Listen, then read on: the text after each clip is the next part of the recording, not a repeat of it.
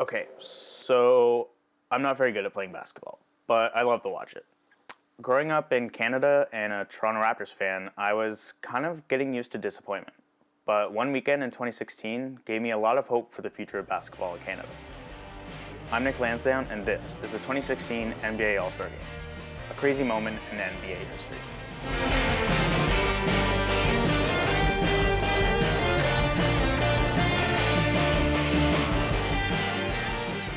Two teams, the Vancouver Grizzlies and the Toronto Raptors. Both teams immediately made an impression, just not on the court. Grizzlies, with their flashy turquoise jerseys, only lasted 6 seasons. Due to a lack of good draft picks, a low winning record, and a weak Canadian dollar, the team was sold and relocated to Memphis, Tennessee. The Raptors didn't start off too hot either. They struggled to win games, and some things just didn't really help their case. Toronto finished last in the Eastern Conference in their first 3 seasons and looked to be heading in the same direction as their Canadian counterparts in Vancouver. But in 1999, with a brand new arena in downtown Toronto and a promising young rookie Vince Carter, the Raptors started to show glimmers of hope for the next few years. Carter had some great seasons with the Raptors, making the playoffs in his first 3 seasons, averaging 27.6 points per game in the 2000-2001 season, and competing in that dunk contest, finally giving some Canadian basketball fans some hope.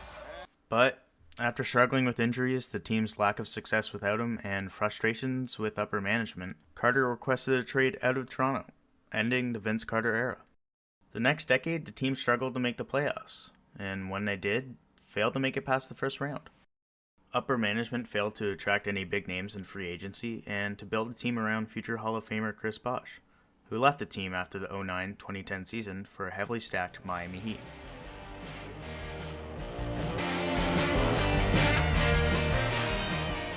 After continuous losing seasons, in 2013, new MLSE CEO Tim Lewicki promised Raptors fans that the team would become a contender in the East. So, on May 31st, 2013, Masai Ujiri was rehired by the Raptors to run basketball operations. Formerly an assistant manager for the Raptors in 2008, then general manager for the Denver Nuggets, Ujiri was convinced to return to Toronto and become their GM. Masai immediately set off to improve the team and acquire the right pieces to support the emerging duo of Kyle Lowry and DeMar DeRozan, and unload bad contracts for some great pieces to do so. In September 2013, Masai hired international pop star Drake to be their global ambassador. They also announced in the same press conference that the All-Star Game would be held in the city in 2016. When Masai said, "We have to build a culture of winning in some kind of way," and he wasn't wrong. The Raptors made it to the playoffs for the first time in years after the 2013-2014 season, and made the conference finals in 2016. With the duo of Lowry and DeRozan, Ujiri was finally able to build a contending team in the East that was a real threat to LeBron James and the Cleveland Cavaliers.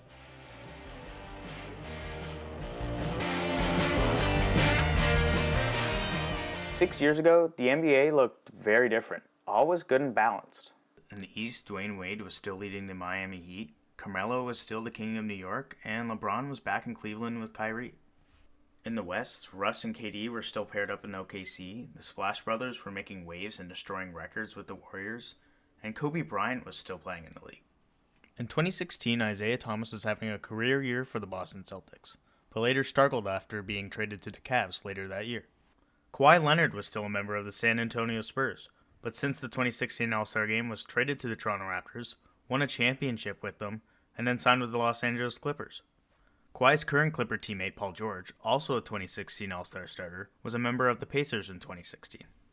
And let's not forget about Kevin Durant leaving OKC for the Warriors after the 2016 season. Durant and Westbrook were amazing together during the All-Star Game in Toronto, but the following year, the former teammates hardly acknowledged each other. And these are just a fraction of the changes that have been made in the last 6 years.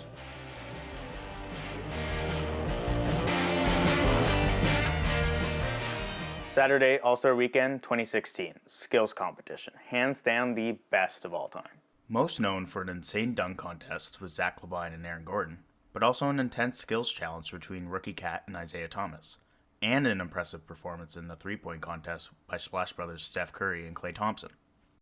In the first event of the night, the skills challenge, Karl Anthony Towns dominated the other big men to make the finals, while Isaiah Thomas showed some impressive skill for the chance to play in the finals as well. The two All-Stars were going hard the whole way. weaving through the logos and both nailing the pass on the first try, both fighting to get the layup first and back for the three-pointer. Both missed their first few shots, but finally, Karl Anthony Towns drains the three and is swarmed by the other big men to celebrate his victory. In 2016, Steph Curry and Klay Thompson were having career years with Golden State Warriors, who would go on to post an NBA record 73 wins and 9 losses that season. Everyone knew it would be between these two at the end of the competition, but no one knew who would come out on top. The previous year, Steph dominated the competition, but Klay showed some real potential. Klay hit 22 baskets to make it to the final, while Steph sneaks in with 21. In the final, Steph goes first and posts a strong performance of 23 points. But Klay Thompson, labeled the second greatest shooter on the planet, is determined to prove the Toronto crowd wrong. First, he struggles at the start, and it looks like Steph Curry may win his second three-point contest in a row. But Klay hits his final 8 buckets, including 5 money balls to seal the victory with 27 points. Next is the event that everyone's been waiting for, the dunk contest. Championship round between Zach LaVine and Aaron Gordon. This contest is full of great moments. First, Gordon with the help of Stuff the Magic Dragon. Next, Zach LaVine with the wind-up windmill dunk. And Gordon jumping over the mascot and doing whatever this is. And all of this was topped off with great reactions from Judge Shaq, fellow NBA players, and Canadian basketball fans in the crowd.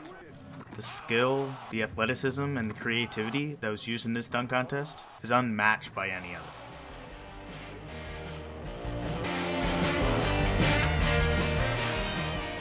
"2016 was Kobe Bryant's last year in the league, after a tremendous 20 seasons with the Los Angeles Lakers. The Black Mamba's final bow and Canadians had a front row seat. Kobe always loved competing in the All-Star game. He thought it should be more competitive. Let's just hear him say it. And I think the All-Star game in general needs a little revamping because it used to be competitive. Yeah. It used to be competitive, and fans want to see the best pickup game in the world. In this All-Star game, Kobe just took in the moment, enjoying other NBA stars display their talents and enjoying the challenge of competing against the best one last time. Kobe preached the importance of the NBA All-Star game and what it meant to fans around the world. He thought they deserved to see the best of the best compete against one another while giving it their all. Since Kobe's tragic passing, the league has named the game's MVP award in his honor, which I think we can all agree is a great decision.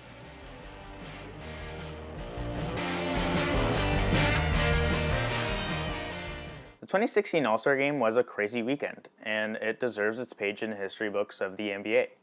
Full of so many great moments that fans around the world still look back onto to this day.